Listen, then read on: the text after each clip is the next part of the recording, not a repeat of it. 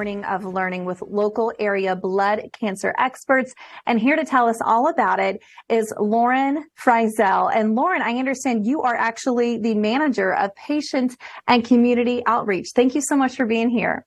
Yes, thank you. So excited to be representing the Leukemia and Lymphoma Society today. Well, let's talk about this event because I know anyone who has been diagnosed with blood cancer or perhaps a relative, this is super scary and there are a lot of unknowns and you possibly just don't even know where to begin, where to turn, and you just want to feel supported. Absolutely. I myself am a survivor of a blood cancer, and I can totally relate to the feeling of isolation in the whirlwind of receiving a diagnosis. And so we're really excited to be bringing an event to the Indianapolis area to kind of help people connect a little bit more, to understand what they're going through and navigate through survivorship issues that all cancer patients are experiencing. I think so too. And I think with events like this, it really is allowing people to feel as if they're not alone, which I think is really important. So let's get right to it. Let's talk about when it is, how people can register, and what they need to know. Yeah, so the program is called Living Well with Blood Cancer.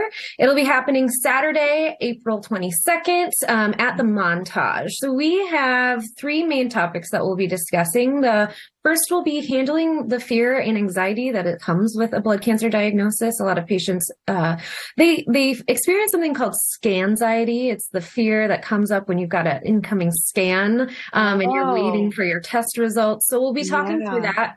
Kyle Stepler from Community Health Network and Cancer Support Community will be kind of walking us through how to handle that anxiety. And then we'll lead right into a panel of experts on survivorship topics, from what it's like to be diagnosed to going all the way through, past diagnosis, past survivorship, or what it's like to live with a disease that you will never be cured of. So we have Dr. Badia from Community Health Network joining us for that, Cassie Osborne from their survivorship clinic there at Community Health, as well as two survivors, Sarah and Vicky, who are both survivors of very different blood cancers, to share their very different experiences. Well, and I hate that we have to share these stories, but at the same time, I love that you do share stories, because I would imagine a lot of these blood cancer patients get inundated with numbers, with statistics, right? But you really want to hear the stories of other people who have gone through this. I want to know from your perspective, it's obvious why it's so important, but you're right there at the forefront. What do you see? What do you hear from people who go through that?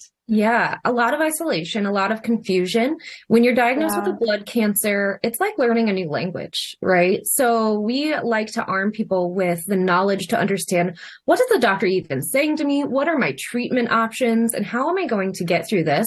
But the number one thing that I talk to patients all day about is affording their care. And so the final person that we're going to have speaking is Bradley Denton from IU Health. And he's going to be really talking us through the navigation of the financial piece of blood cancer, because it's expensive to be diagnosed with any blood cancer. Blood cancers are one of the most expensive things to be diagnosed with, and so one of the most expensive cancers to be diagnosed with. And so having those tools, resources, and how to navigate that piece of a diagnosis is also really important to us. All good stuff. Such important information. Lauren, thank you for taking the time, for sharing your own personal story and doing what you're doing for those who are going through this. We